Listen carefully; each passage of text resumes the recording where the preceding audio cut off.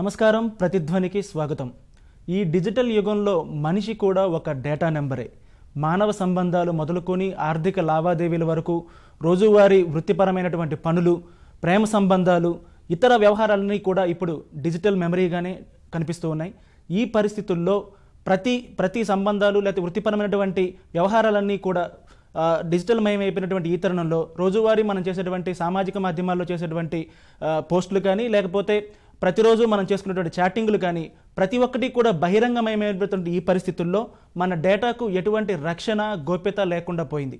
ఇటువంటి పరిస్థితుల్లో డేటా ప్రైవసీకి అనుసరించాల్సినటువంటి విధానాలు ఏంటి, డేటా ప్రైవసీ భంగం కలుగుతున్నటువంటి పరిస్థితులు ఏంటి అనే వాటిపై ఇవాళ ప్రతిధ్వని చర్చను చేపట్టింది. ఈ చర్చలో పాల్గొంటున్న వారు సందీప్ మక్తాల, తెలంగాణ ఐటీ అసోసియేషన్ అధ్యక్షులు, ప్రొఫెసర్ వల్లీ కుమార్ గారు, Andhra university cyber security centre సమన్వయకర్త రూపేష్ మిట్టల్ గారు, సైబర్ జాగృతి సంస్థ వ్యవస్థాపకులు. ముందుగా సందీప్ గారు, స్వతంత్రంగా ఆలోచించగలిగేటటువంటి ఒక మనిషి ఒక మిషన్ విషయానికి వచ్చేసరికి ఒక బైనరీ నెంబర్గా మారిపోతున్నారు. అంటే మిషన్ మెమరీలో మనిషికి సంబంధించినటువంటి ప్రతి సమాచారం కూడా ఒక బైనరీ కోడ్గా ఉండి ఒక మిషన్ మనిషిని నియంత్రించేటువంటి పరిస్థితి వచ్చింది. అంటే మనిషిపై ఈ సైబర్ నేడ్ అనేది ఇలాగ కొనసాగుతూ ఉండాల్సిందేనా? మనిషికి స్వతంత్రత లేదా? సందీప్ గారు. ఒకటే సార్, ఇప్పుడు మనకి ఇప్పుడు కరోనా తర్వాత మనం చూసుకున్నట్టయితే ప్రతి ఒక్కరు కూడా డిజిటల్ వైపు అడుగులు వేస్తూ ఉన్నారు. అండ్ డిజిటల్ ఫుట్ ప్రింట్ అన్నది ప్రతి ప్లేస్లో కూడా మనం పెడుతూ ఉన్నాం. అంటే చిన్నపిల్లల నుంచి మొదలుకొని అక్రాస్ ద స్పెక్ట్రమ్ ప్రతి ఒక్కరు కూడా, అంటే ఇవాళ పూర్వము మనము చిన్నపిల్లలు, ఫస్ట్ క్లాస్ పిల్లలు, సెకండ్ క్లాస్ పిల్లలు ఆర్ ప్రీ స్కూల్ పిల్లలు మనం ఆన్లైన్లో ట్రైనింగ్స్ అన్నవి మనం ఎప్పుడు కూడా చూడలేదు. సో అట్లాంటిది వాళ్ళ ఇంట్లలో కూర్చొని ట్రైనింగ్స్ అన్నది చేస్తూ ఉన్నారు. సో ఇప్పుడున్న ప్రపంచంలో ప్రతి ఒక్కరు కూడా, అంటే ఎవరు ఈ సైబర్ సెక్యూరిటీకి ఆర్ ఈ సైబర్ ప్రపంచానికి ఆర్ ఈ ప్రైవసీకి దూరం ఉంటారు అంటే ఎవరో రిమోట్లో ఉండేటువంటి Tier 2, Tier 3 సిటీస్లో, రూరల్లో ఉండేటువంటి వాళ్ళు, అక్కడ సిగ్నల్స్ లేకుండా ఉండేటువంటి వాళ్ళు ఈ యొక్క డిజిటల్ ఫుట్ ప్రింట్ పెట్టట్లేదు. కాకపోతే ప్రతి ఒక్కరం కూడా మనము డిజిటల్ ఫుట్ ప్రింట్ అన్నది పెడుతున్నాం.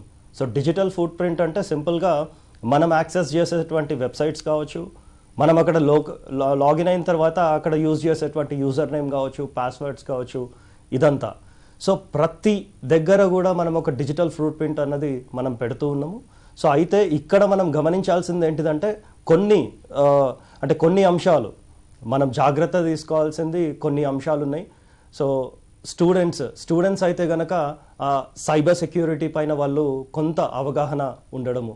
నార్మల్గా మనం ఏం చేస్తుంటాం అంటే ఓపెన్ వైఫై ఉంది అనగానే ఇమీడియట్గా కూడా దాని ఓపెన్ వైఫైని యాక్సెస్ చేస్తూ ఉంటాం. సో అక్కడ మన డేటాని అంటే చోరీ చేసేటువంటి పరిస్థితి ఉంటుంది. అయితే ఇక్కడ చూడాల్సింది మనము పర్సనల్ డేటా ఒకటేమో గవర్నమెంట్కి సంబంధించినటువంటి ఆర్ ఇంకా వేరే సంస్థలకి సంబంధించినటువంటి కాన్ఫిడెన్షియల్ డేటా. సో ఈ కాన్ఫిడెన్షియల్ డేటాని మనం చూసుకుంటే ఈ కాన్ఫిడెన్షియల్ డేటాని ఎట్లా మనం సెక్యూర్ చేసుకోవాలి అన్నది చాలా ఇంపార్టెంట్ పాయింట్ సార్ ఇక్కడ. అయితే మనకి దురదృష్టవశాతం ఏంటిదంటే ఇంతకుముందు అంతా కూడా అక్షరాస్యత అనేది ఫస్ట్ సబ్జెక్ట్ ఉండేది. నెక్స్ట్ వచ్చేసి మనము ప్రభుత్వాలు వర్క్ చేసింది ఏంటిదంటే కంప్యూటర్ అక్షరాస్యత. సో కంప్యూటర్ అక్షరాస్యత సక్సెస్ఫుల్గా ఇవ్వగలిగినాము. ఈవెన్ మనము తెలంగాణలో చూసుకున్నా, అక్రాస్ ఇండియాలో చూసుకున్నా కానీ కంప్యూటర్ అక్షరాస్యతకి సపరేట్ ప్రోగ్రామ్సే వాళ్ళు పెట్టినారు. సో కంప్యూటర్ అక్షరాస్యత తర్వాత ఇప్పుడు చేయాల్సిన మన ముందున్న లక్ష్యం ఏంటిదంటే ఇమీడియట్గా సైబర్ సెక్యూరిటీ లిటరేట్స్ని చేయాల్సిన బాధ్యత మన పైన ఉంది. ఎందుకు అంటే కంప్యూటర్ యూజేజ్ వాళ్ళకి తెలుస్తుంది, కానీ ఒక సైబర్ సెక్యూరిటీ అంటే సెక్యూర్డ్ వేలో ఒక డేటాని కానివ్వండి, అంటే ఆ సైబర్ సెక్యూరిటీ లిటరేట్స్ని మనం చేయాల్సిన బాధ్యత ఈవెన్ ప్రభుత్వాలతో పాటు ఇక్కడ ఉండేటువంటి సంస్థలది కూడా మనందరి పైన డెఫినెట్గా ఉంది సార్. ఓకే, అంటే ఇప్పుడు మీరు చెప్పిన లెక్క ప్రకారం చూసుకున్నా కూడా ఇండియాలో డిజిటల్ యాక్సెస్ ఏ విధంగా పెరిగిపోయిందో కనిపిస్తున్నాయి. అలాగే ఇండియాలో సేల్ అవుతున్నటువంటి స్మార్ట్ ఫోన్ల నెంబర్ తీసుకున్నా కూడా ఎంతమందికి ఇంటర్నెట్ యాక్సెస్ వచ్చిందనేది మనకు తెలుస్తుంది. అంటే ఇది మనం ఎంతగా యాక్సెస్ వచ్చిందంటే అంతగా ఎక్స్పోజ్ అవుతున్నటువంటి అర్థం. ఇలాంటి పరిస్థితుల్లో మన సమాచార గోప్యతను కాపాడుకోవడం ఎలా, ఇంత ఎక్కువగా వస్తున్నప్పుడు? Right sir. ఇప్పుడు మనము సమాచార గోప్యత అన్నది మనం చూసుకున్నప్పుడు మనం నార్మల్గా మన డేటాని, నార్మల్గా మన కాన్ఫిడెన్షియల్ డేటాని, ఫొటోస్ కావచ్చు లేకపోతే ఇంకా ఇతరత్ర ఇవి కావచ్చు, నార్మల్గా మనం క్లౌడ్లో సేవ్ చేస్తూ ఉంటాం. సో క్లౌడ్లో సేవ్ చేసే బదులు, అంటే చిన్న చిన్న స్టెప్స్, చాలా చిన్న స్టెప్స్ అండి ఇవన్నీ కూడా. క్లౌడ్లో సేవ్ చేసే బదులు చిన్న పెన్ డ్రైవ్లో మన సెక్యూర్డ్గా సేవ్ చేసుకోవడము. అంతేకాకుండా దాని తర్వాత మనకి కొన్ని ఈమెయిల్స్ వస్తూ ఉంటాయి చాలా మటుకు. ఇంకా కూడా ఈవెన్ ఎడ్యుకేటెడ్స్ కూడా చాలామంది ఓటీపీస్ ఎంత అవేర్నెస్ పెంచినా కానీ, ఈవెన్ సైబర్ సెక్యూరిటీ అంటే సైబర్ క్రైమ్స్ వాళ్ళు ఎంత అవేర్నెస్ పెంచినా కానీ ఈ ఓటీపీస్ అన్నది ఈజీగా షేర్ చేసేస్తూ ఉన్నారు. సో గ్రామీణ స్థాయిలో వాళ్ళు ఓటీపీస్ షేర్ చేసుకోవడం కానివ్వండి, నార్మల్గా మనకి కొన్ని లింక్స్ వస్తూ ఉంటాయి మన మొబైల్ ఫోన్కి కావచ్చు లేకపోతే మన ఈమెయిల్స్కి కావచ్చు. ఆ లింక్కి సంబంధించి మనము క్లిక్ చేసి ఓపెన్ చేస్తూ ఉంటాం. ఓపెన్ చేసినప్పుడు ఇమీడియట్గా కూడా మన ఫోన్ కాంప్రమైజ్ అయిపోయి, అంటే వాళ్ళు డేటాని చోరీ చేసేటువంటి అవకాశం ఉంది. సో ఇవన్నీ కూడా మనం జాగ్రత్తలు తీసుకోవడంతో పాటు ఫస్ట్ స్టెప్ చేయాల్సింది ఏంటిది అంటే పాస్వర్డ్స్ అండి. కొన్ని పాస్వర్డ్స్ ఏమవుతాయంటే, కొన్ని పాస్వర్డ్స్ వస్తే సందీప్ మక్తాలకు సంబంధించిన పాస్వర్డ్ కొన్ని ఏజెన్సీస్ ఈ పాస్వర్డ్స్ అమ్మే ఏజెన్సీసే కొన్ని వెబ్సైట్స్ కొన్ని ఉన్నాయి. అంటే సందీప్ మక్తాలా సమ్వేర్ ఒక వెబ్సైట్ దగ్గర నేను లాగిన్ అయినాను, నా పాస్వర్డ్ ఇచ్చాను. వాళ్ళు ఏం చేస్తున్నారంటే ఆ పాస్వర్డ్స్ని వాళ్ళు సేల్ చేస్తూ ఉన్నారు. సో అట్లాంటివి కూడా పాస్వర్డ్ సంబంధించి కూడా ఎప్పటికప్పుడు చేంజ్ చేసుకుంటూ ఉండాలి పాస్వర్డ్స్కి సంబంధించి. అంతేకాకుండా కొన్ని మనం మొబైల్ ఫోన్లలో స్మార్ట్ ఫోన్స్ యూజ్ చేస్తూ ఉన్నాం. ఇవాళ స్మార్ట్ ఫోన్స్కి సంబంధించి ఏ అప్లికేషన్ పడితే ఆ అప్లికేషన్ డౌన్లోడ్ చేసుకుంటూ ఉంటాం. డౌన్లోడ్ చేసుకున్నప్పుడు it will ask for an access, అంటే మీకు సంబంధించినటువంటి కాంటాక్ట్ లిస్ట్. రీసెంట్గా మనము ఈ లోన్కి సంబంధించి అప్లికేషన్స్ పైన సజ్జనార్ గారు చాలా అంటే హైయెస్ట్ లెవెల్లో వాళ్ళు ఎంక్వైరీ చేసినారు. అక్కడ ఏమవుతుందంటే, అంటే వాళ్ళ రిలేటివ్స్కి సంబంధించి వాళ్ళ ఫ్రెండ్స్కి సంబంధించి డేటా, అంటే వాళ్ళకి సంబంధించిన కాంటాక్ట్ డీటెయిల్స్ ఎట్లా తెలుస్తున్నాయి అంటే, నార్మల్గా ఒక లోన్ అప్లికేషన్ మనం డౌన్లోడ్ చేసుకున్న తర్వాత అది యాక్సెస్ అడుగుతుంది. మన కాంటాక్ట్ లిస్ట్కి సంబంధించి కనుక మనం యాక్సెస్ ఓకే అలవ్ అని కొట్టినాం అనుకోండి, ఇమీడియట్ అప్లికేషన్ ఓనర్ కి మొత్తం మీ ఫ్రెండ్స్ కి సంబంధించిన డేటా అంతా కూడా వచ్చేటువంటి అవకాశం ఉంది. మేడం వల్లి కుమారి గారు, అంటే డేటాని చోరీ చేసే విధానం ఒకటైతే, మనకు తెలియకుండా అవగాహన లేకుండా మన డేటాని మనమే ఇచ్చుకుంటున్నటువంటి పరిస్థితులు కూడా కొన్ని ఉన్నాయి. వీటిపై ఎలాంటి అవగాహన పెరగాలంటారు? ఏ సందర్భాల్లో మనకు తెలియకుండా మనం డేటా ఇస్తున్నాం? సో ఇప్పుడు ఉన్న ఈ ఇంటర్నెట్ యూసేజ్ ఏదైతే ఉందో, ఒకప్పుడు లైక్ 20 years బ్యాక్ అలా చూసుకున్న పరిస్థితి అయితే, మన కంప్యూటర్లో ఏవైతే డాక్యుమెంట్స్ కానీ డేటా కానీ అవి ఉన్నాయో అవి మనకే మాత్రమే యాక్సెస్ ఉండేవి. ఎప్పుడైతే మనం ఇంటర్నెట్కి కనెక్ట్ అయి ఉన్నామో, సో మన కంప్యూటర్లో ఉన్న డేటా అంతా కూడా బయటికి ఏదో విధంగా మనం ఎక్స్పోజ్ చేసే అవకాశం ఉంది. ఎందుకంటే మనం రకరకాలైన ప్రోగ్రామ్స్ని, సాఫ్ట్వేర్స్ని ఇంటర్నెట్ కనెక్షన్ ఉన్నప్పుడు డౌన్లోడ్ చేసి ఇన్స్టాల్ చేసుకుంటూ ఉంటాం. అవన్నీ మనకి సంబంధం లేని ప్రోగ్రామ్స్. సో అవి ఎప్పుడైతే మన సిస్టమ్స్లో ఇన్స్టాల్ అయి ఉన్నాయో, వాటికి మనం పూర్తి రైట్స్ ఇస్తూ ఉన్నామో, వాటికి మన సిస్టంలో ఉన్న డేటా యాక్సెసిబిలిటీ పాసిబిలిటీ ఉంది. సో ఇప్పుడు మీరు అన్నట్టుగా ఈ డేటా థెఫ్ట్ లేదా మనం ఎప్పుడైతే వెబ్సైట్స్ని విజిట్ చేస్తామో, మన యొక్క బ్రౌజింగ్ బిహేవియర్ లేదా మనం ఏదైనా అకౌంట్ క్రియేట్ చేసుకున్నప్పుడు వాళ్ళు ఇచ్చే ఫామ్లో మనం ఫీడ్ చేసే డేటా రకరకాలుగా అడుగుతూ ఉంటారు. మన జనరల్ ఇన్ఫర్మేషనే కాకుండా ఇంకా చాలా సెన్సిటివ్ ఇన్ఫర్మేషన్ కూడా తెలియకుండా మనం ఇచ్చేస్తూ ఉంటాం. సో యాజ్ ఆఫ్ టుడే కొంతమంది ఎక్స్పర్ట్స్ చెప్పినట్టు data is the new oil అంటున్నారు. అంటే అది ఎంత బిజినెస్ క్రియేట్ చేసే అవకాశం ఉందో దాన్ని బట్టి, ఈ స్టేట్మెంట్ బట్టే తెలుస్తుంది మేడం. ఇప్పుడు ఉన్న ఈ కామర్స్ వెబ్సైట్స్ ఒకటే కాదు, జనరల్గా మీరు ఏ అప్లికేషన్ ఇంటర్నెట్లో చూసినా అది it all revolves around data చుట్టూనే తిరుగుతూ ఉంటుంది. సో ఈ డేటా ఎన్ని విధాలంటే మనకి సెన్సిటివ్ డేటా ఉంటుంది, జనరల్ డేటా ఉంటుంది. సో మన సెన్సిటివ్ డేటా అంటే మన బిహేవియర్, మనల్ని ఐడెంటిఫై చేసే డేటా. ఓకే. సో ఇవి గనక మనం త్రూ సమ్ మీన్స్ మనం కొన్ని అప్లికేషన్స్కి ఇస్తే వాళ్ళు రకరకాలుగా దాని నుంచి కమర్షియలైజ్ చేసుకునే అవకాశం ఉంది. మేడం, మనం కేవలం అంటే ఇప్పుడు ఆర్థికంగా నష్టపోవడం, డేటా లాస్ ఇలాంటివి మాత్రమే కాకుండా మహిళల భద్రతకు సంబంధించి కూడా చాలా సందర్భాల్లో ముప్పు కలుగుతూ ఉంది. ఇలాంటి వాటిని ఏ విధంగా అడ్డుకోవచ్చు? సో జనరల్గా సోషల్ మీడియాలో మనం సబ్స్క్రిప్షన్స్ చేసుకున్నప్పుడు, ఆ అకౌంట్స్ క్రియేట్ చేసుకున్నప్పుడు జనరల్గా చాలామంది ఉన్న డేటా అంతా కూడా, అన్ని విధాలైన డేటా కూడా అక్కడ ఫీడ్ చేస్తూ అక్కడ సెట్టింగ్స్ని పబ్లిక్కి సెట్ చేసేస్తూ ఉంటారు. అంటే జనరల్గా మనకి డిఫరెంట్ ఆప్షన్స్ ఇస్తారు ఈ వెబ్సైట్స్ వాళ్ళందరూ, సోషల్ మీడియా వెబ్సైట్స్ వాళ్ళందరూ. పబ్లిక్గా ఆ డేటాని ఎక్స్పోజ్ చేయొచ్చా, ప్రైవేట్గానే పెట్టాలా, లేదా ఒక సెట్ ఆఫ్ గ్రూప్స్ లేదా ఫ్రెండ్ సర్కిల్స్కి మాత్రమే మీ డేటా షేర్ చేయొచ్చా అని. వీటి అవగాహన చాలామందికి లేక పబ్లిక్గా వాళ్ళ ఫోటోగ్రాఫ్స్ కానీ వాళ్ళ డేటాని కానీ షేర్ చేస్తూ ఉంటారు. దానివల్ల మనం తెలియకుండా ఈ ప్రాబ్లమ్స్ని ఇన్వైట్ చేస్తూ ఉంటాం. సో ఎప్పుడైతే మన ఫోటోగ్రాఫ్స్ మనం సోషల్ మీడియా సైట్లలో పోస్ట్ చేస్తున్నామో, మన వేర్ అబౌట్స్, మనం ఎక్కడెక్కడ వెళ్తున్నాము, ఎక్కడ ఉంటున్నాము, ఎవరితో కలుస్తున్నాము, మన ఫ్రెండ్స్ ఎవరు, ఇవన్నీ కూడా ట్రాక్ అవుతూ ఉంటాయి. దానివల్ల డెఫినెట్గా మనం ప్రాబ్లమ్స్ని ఇన్వైట్ చేసుకుంటూ ఉన్నాం. సో బెస్ట్ థింగ్ ఏంటంటే ఇంటర్నెట్ కానీ లేకపోతే డిజిటల్ వరల్డ్లో కానీ ఎక్కువగా యాక్సెస్ ఉంటుంది యూత్కే, ఎక్స్పోజ్ అవుతుంది కూడా వాళ్ళే. జనరల్గా యూత్ ఎలాంటి విషయాల్లో ప్రమాదాలకు గురవుతూ ఉన్నారు? సైబర్ సెక్యూరిటీ విషయంలో ఎలాంటి ప్రభావం పడుతుంది వాళ్ళ మీద? సో సైబర్ నేరాల విషయానికి వచ్చేసరికి యూత్ ఒక యంగ్ జనరేషన్ అంటే ఎట్లా, ఫస్ట్ అతను ఒక జాబ్ లేదంటే పెళ్లి సంబంధాలు ఇట్లాంటి వాటికి ఎక్కువ సెర్చ్ చేస్తుంటారు. యూత్ కావాల్సింది వాట్ దే విల్ సెర్చ్ చేసి జాబ్ ఆర్ మ్యారేజెస్ ఆర్ ఇల్లు కొనుక్కోవడమైనా ఇట్లాంటి వాటిపైన ఇన్వెస్ట్మెంట్, ఇట్లాంటి మోసాలపైన ఎక్కువ జరుగుతుంటాయి. సో ఇప్పుడు వచ్చేసి జాబ్ ఫ్రాడ్ చాలా జరుగుతాయి. ఫేక్ కన్సల్టెన్సీస్ క్రియేట్ చేయడము, ఫారెన్కి వెళ్ళి ట్రిప్స్ జాబ్ చేయడము, అట్లాంటి కేసెస్ చాలా వస్తుంటాయి.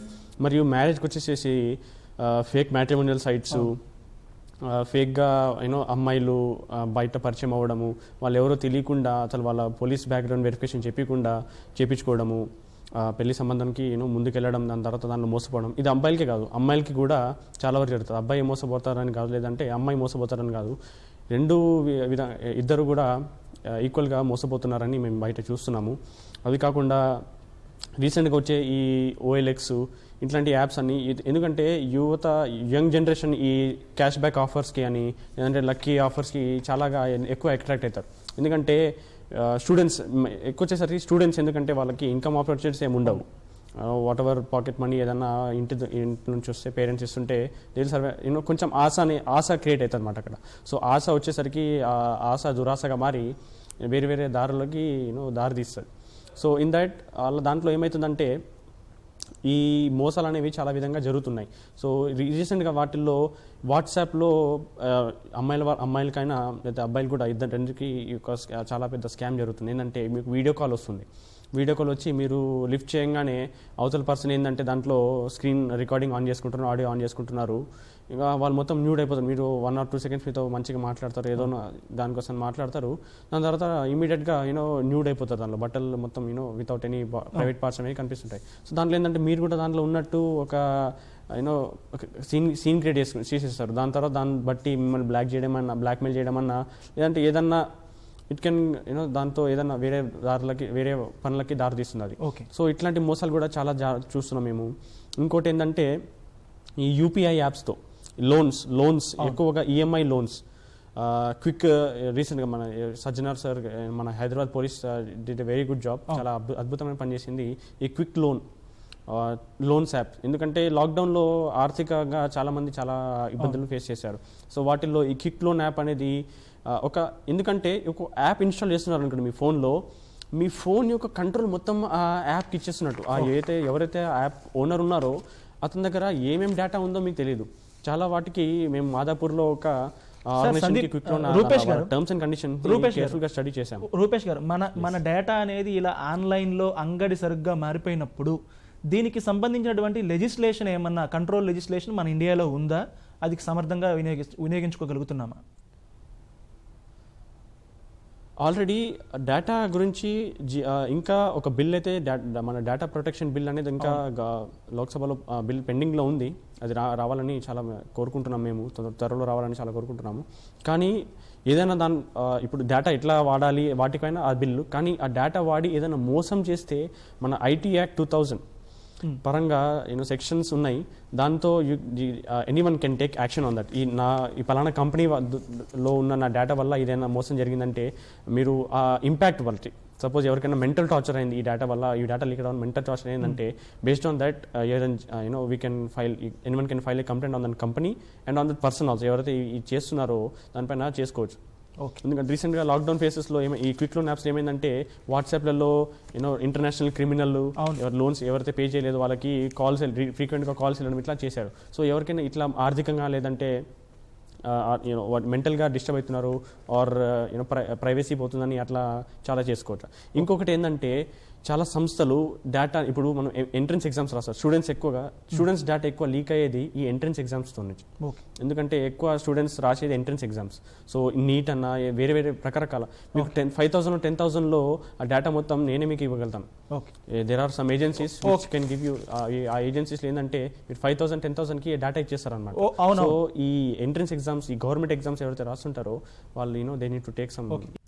సందీప్ గారు, చాలా పెద్ద పెద్ద సంస్థలు కూడా ఈ డేటా ప్రైవసీ విషయంలో చాలా వరకు ఆరోపణలు ఎదుర్కొంటున్నాయి. సోషల్ మీడియాలో ఉన్న సంస్థలు కానీ, లేకపోతే మొబైల్ యాప్లు ఉన్నటువంటి అందుబాటులో ఉన్న మొబైల్ యాప్లు కానీ, ఇవేమీ కూడా డేటాకు భరోసా, భద్రత ఇవ్వలేకపోతున్నాయి. ఈ కంపెనీలకు బాధ్యత లేదంటారా?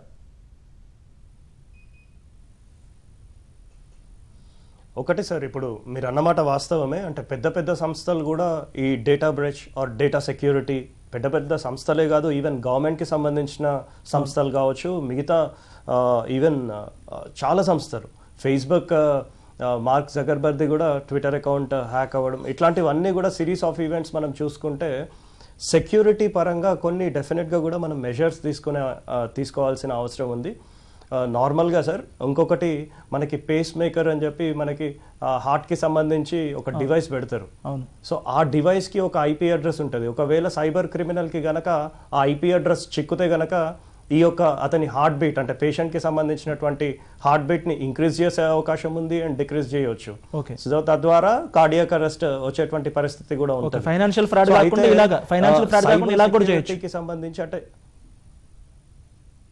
Exactly, yes. అంటే నార్మల్గా హెల్త్కి సంబంధించి కూడా ఈ సైబర్ సెక్యూరిటీకి సంబంధించి థ్రెట్స్ ఎన్నో ఉన్నాయి సార్.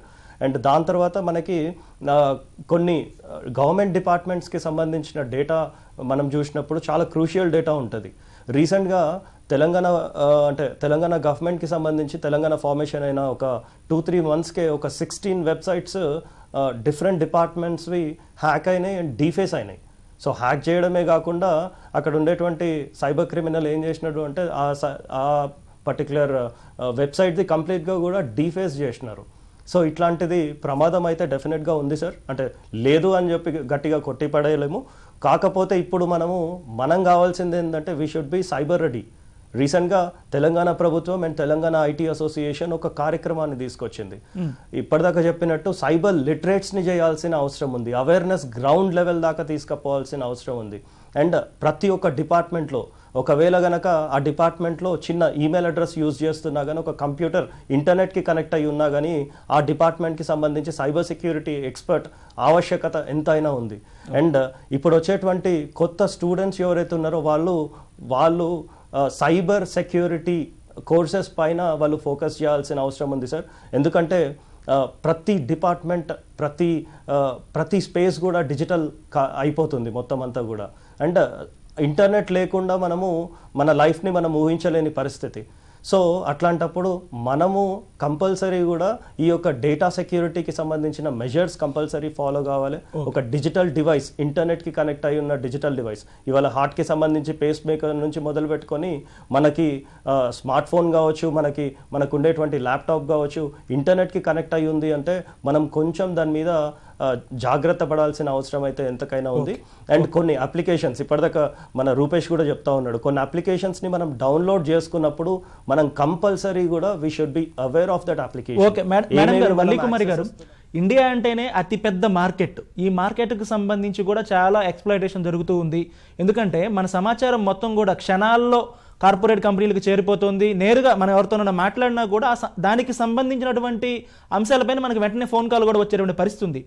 ఇలా సమాచారం మార్పిడి జరగడం అనే దానిపై దీనికి గోప్యత హక్కులు కానీ గోప్యత చట్టాలు కానీ ఎలాంటివి వర్తించవా?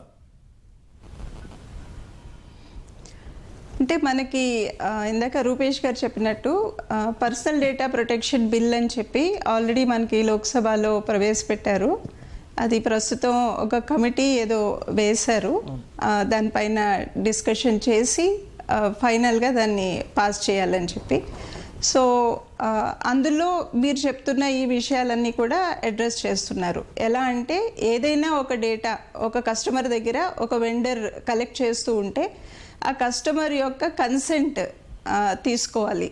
వీళ్ళు ఎటువంటి రకమైన ప్రాసెసింగ్ చేసినా కానీ ఆ డేటా కలెక్ట్ చేస్తున్నప్పుడు ఏ డేటాని వాళ్ళు థర్డ్ పార్టీతో షేర్ చేసుకోవచ్చు, అటువంటి విషయాలన్నీ కూడా ఈ కస్టమర్ ఓకే అంటేనే వాళ్ళు బయటికి షేర్ చేయటం కానీ ఒక విధంగా ప్రాసెసింగ్కి థర్డ్ పార్టీస్ తోటి కొలాబరేట్ అవడం కానీ చేయొచ్చు. సో అటువంటి బిల్ అయితే పాస్ చేయబడింది. ఓకే రూపేష్ గారు, సో ఇంకా అలాగే మనకి information security education awareness programme అని చెప్పి ministry for electronics and IT government of India వాళ్ళు కూడా ఒక ప్రాజెక్ట్ రన్ చేస్తున్నారు అక్రాస్ ద కంట్రీ. అందులో మాకు ఆంధ్ర యూనివర్సిటీ ఒక నోడల్ సెంటర్, అలాగే మన తెలంగాణలో జేఎన్టీయు హైదరాబాద్ కూడా ఒక నోడల్ సెంటర్, అలాగే వివిధ రాష్ట్రాల్లో ఇటువంటి సెంటర్స్ని పెట్టి సైబర్ సెక్యూరిటీ అవేర్నెస్ని మాసెస్ దాకా స్టూడెంట్స్ ద్వారా ఫ్యాకల్టీ ద్వారా కూడా ప్రాపగేట్ చేయడానికి ఈ ప్రాజెక్ట్ ఉపయోగపడుతుంది. ఓకే రూపేష్ గారు, డిజిటల్ పరిజ్ఞానం అనేది దేశాల మధ్య సరిహద్దుల్ని చాలా వరకు చెరిపేసింది. ప్రైవసీ పాలసీలు కూడా కంట్రీ నుంచి కంట్రీకి మారిపోతూ ఉన్నాయి. ఇలాంటి పరిస్థితుల్లో ఏ దేశానికి ఆ దేశం వాళ్ళ గోప్యత హక్కుల్ని ఎలాగా ప్రొటెక్ట్ చేసుకోగలుగుతూ ఉంది? ప్రైవసీ పాలసీలు మారిపోతూ ఉన్నాయి కదా. అది కరెక్ట్ అండి. ఎందుకంటే ఇప్పుడు మనం దానిలో చూడాల్సిన పాయింట్ ఏంటంటే, మనం ఎక్కువగా సోషల్ మీడియా వాడే కంట్రీస్ ఏది? ఎందుకంటే ఫేస్బుక్ అనుకోండి, ఆల్మోస్ట్ అంతా నడిపిస్తుంది ఒక యునానిమస్ ఆర్గనైజేషన్ లాగా. ఫేస్బుక్ వాట్సాప్ని తీసుకున్నది, కొనుక్కున్నది, ఇన్స్టాగ్రామ్ని కొనుక్కున్నది, ఇంకా ఏ యాప్స్ని అది కొనుక్కుంటుందో ఇంకా మనకి ఐడియా లేదు. సో ఇంకా డిజిటల్ కరెన్సీని కూడా ఈ బిట్ కాయిన్ వాటిల్లో కూడా ఫేస్బుక్ యొక్క ప్రెజెన్స్ ఉంది. సో అట్లా ఒక యునానిమస్ ఆర్గనైజేషన్ ఇట్లా జనాల్ని టార్గెట్ చేసింది, and that is based out of United States. So ఇట్లాంటప్పుడు ఆ కేసుని హ్యాండిల్ చేయాలన్నా కూడా లా ఎన్ఫోర్స్మెంట్ ఏజెన్సీ కూడా చాలా ఇబ్బందికరంగా ఉంటుంది. సో దానికి ఈ చట్టాలే, ఈ లాస్ ఏవైతే ఉంటాయో అవి ఫాలో చేయడం చాలా ఇంపార్టెంట్. సో దానికి whenever foreign policy laws, ఈ డేటా ప్రొటెక్షన్ అప్పుడు ఇఫ్ సమ్ థర్డ్ పార్టీ, ఎందుకంటే మన డేటా ఈ బిల్లో ఏదైతే మేడం గారు ఇందాక అన్నారు డేటా ప్రొటెక్షన్ బిల్, దాంట్లో ఇఫ్ మన డేటా ఏదైనా ఉంటే అది వేరే కంట్రీస్కి వెళ్ళడానికి, ఇప్పుడు ఏదైతే సర్వర్లో అది స్టోర్ చేస్తారో that should be inside the country. ఆ సర్వర్ అనేది, ఆ డేటా అనేది మన కంట్రీ లోపల, మన బార్డర్స్ లోపల ఉండాలనేది దాంట్లో ఒక పాయింట్ క్లాజ్ అనేది ఇంపార్టెంట్గా పెట్టారు. ఇంకా అది దే షుడ్ ఫాలో ఆల్సో. అది ఫాలో అవుతుందో లేదో దానికి ఆడిటింగ్ కూడా చాలా సివియర్గా జరగాలి. సో అట్లాంటి ఉంటేనే ఆ డేటా అనేది మన కంట్రీ లిమిట్స్లోనే ఉంటుందని మనకు ఒక సేఫ్టీ ఉంటుంది. అండ్ మనకి ఏదన్నా లా ఎన్ఫోర్స్మెంట్ కన్నా లేదంటే ఏదైనా ఏజెన్సీ ఇంటెలిజెన్స్ ఏజెన్సీకి కావాల్సినప్పుడు దాని ప్రాసెసింగ్ కూడా చాలా ఫాస్ట్గా, ఇంకా కేసెస్ కూడా చాలా ఫాస్ట్గా సాల్వ్ చేయడం అనేది జరుగుతుంది. సో పాయింట్ చాలా ఇంపార్టెంట్. నెక్స్ట్ ఏంటంటే యూజర్ పాయింట్ ఆఫ్ వ్యూలో చూసుకుంటే ఎలాంటి రక్షణ చర్యలు ఉండాలి? అంటే యూజర్ కోరుకునే దాన్ని బట్టి ఎలాంటి రక్షణ చర్యలు ఉండాలి? ఎస్, సో దానికి మా సైబర్ జాగృతిలో మేము చెప్పేది సింపుల్ అండ్ 5 సింపుల్ పాయింట్స్ మీరు ఫాలో అయితే నో డౌట్ మీరు మీ సమాచారాన్ని చాలా గోప్యతగా ఉండుకోవచ్చు. ఒకటి, మీరు ఏదైనా సోషల్ మీడియాలో పెడుతున్నప్పుడు, ఏదైనా ఫోటో పెడుతున్నారు లేదంటే ఏదైనా రాస్తున్నప్పుడు, అది మీ పేరెంట్స్ చూస్తే దాన్ని ఆనందపడాలి. వాట్ ఎవర్ యూఆర్ పోస్టింగ్, మీరు ఏదైతే పోస్ట్ చేస్తున్నారో బయట, అది మీ పేరెంట్స్ చూస్తే ఆనందపడాలి. సెకండ్ పాయింట్, అది మీరు మీ మిత్రులు, మీ శత్రువులు దాన్ని చూస్తే వాళ్ళు కూడా ఆనందపడాలి. వాళ్ళకు ఒక అవకాశం లాంటిది ఏం దొరకకూడదు, అట్లాంటిది మీరేమీ పోస్ట్ చేయకూడదు. థర్డ్ పాయింట్ ఏంటంటే ఆ పోస్ట్ లేదంటే ఆ కంటెంట్ మీరైతే పెట్టారు బయట, మీ ఫోటో పెట్టారు లేదంటే వీడియో పెట్టారు బయట, అది నెక్స్ట్ డే మన ఈటీవీ న్యూస్లో రన్ అయినా లేదంటే మన న్యూస్ పేపర్లో ప్రింట్లో వచ్చినా మీరు దాన్ని చూసి ఆనందపడాలి, కానీ అది మీకు బాధాకరంగా ఉండకూడదు. ఫోర్త్ పాయింట్ ఏంటంటే అది ఎవరన్నా వాళ్ళ టీషర్ట్ పైన ప్రింట్ చేసుకుంటే, టీషర్ట్ పైన ఎప్పుడైతే నేనైతే సైబర్ జాగృతి లోగో పెట్టుకున్నానో అలా ఎవరన్నా ఆ ఫోటోని లేదంటే ఏదైతే వీడియో అయితే ఉంటుందో దాని ఏదైనా క్లిప్ని పెట్టుకుంటే మీరు దాన్ని చూసి ఆనందపడే సిచ్యుయేషన్ ఉండాలి, కానీ దాన్ని చూసి అయ్యో అట్లాంటి సిచ్యుయేషన్ అని ఉండకూడదు. Last but not least fifth point, ఇప్పుడు నేను చెప్పిన 4 పాయింట్స్ ఇప్పుడు ప్రస్తుతంగా మీకు మీ పేరెంట్స్ ఇప్పుడు చూస్తే ఆనందపడవచ్చు, మీ మిత్రులకి లేదంటే శత్రువులకి అది చూస్తే ఆనందపడవచ్చు, కానీ ఒక 5 years లేదంటే ఒక 10 years తర్వాత ఆ పోస్ట్ ఉంటే, ఇప్పుడు మీరు చిన్న వయసులో ఉన్నారు, అప్పుడు మేబీ మీరు బట్టలు లేకుండా మీ ఫొటోస్ బయట ఉండొచ్చు, అట్లాంటి సిచ్యువేషన్ ఉండొచ్చు, కానీ ఆ ఫొటోస్ 5-10 years తర్వాత వస్తే మీరు దాన్ని చూసి ఆనందపడతారు. అట్లాంటిది ఏదైనా పోస్ట్ ఉంటే అప్పుడు మీరు దాన్ని యూ కెన్ ఈ 5 points ఫాలో అయితే మీ డేటా అనేది ఖచ్చితంగా మీరు గోప్యంగా ఉంటుంది and you'll be in safe hands. మీకు ఆన్లైన్లో ఇది పెట్టిందని రేపు మీరు బాధపడకుండా ఉంటారు. Okay, thank you sir. వ్యక్తిగత సమాచారం అనేది ఆన్లైన్లో అందరికీ అందుబాటులో ఉంటున్నటువంటి ఈ తరుణంలో ప్రతి ఒక్కరూ కూడా ఎవరికి వారు జాగ్రత్త వహించాల్సి ఉంటుంది. అలాగే రాబోయే రోజుల్లో రాబోతున్నటువంటి డేటా ప్రొటెక్షన్ బిల్లు వల్ల కొద్దిపాటి రక్షణలు వచ్చేటువంటి అవకాశాలు ఉన్నాయని నిపుణులు చెప్తూ ఉన్నారు. చర్చలో పాల్గొన్న ముగ్గురికి ధన్యవాదాలు. సందీప్ గారు, రూపేష్ గారు, మేడం వల్లి కుమారి గారు, ధన్యవాదాలు మేడం. ఇది ఇవాళ ప్రతిధ్వని. నమస్కారం.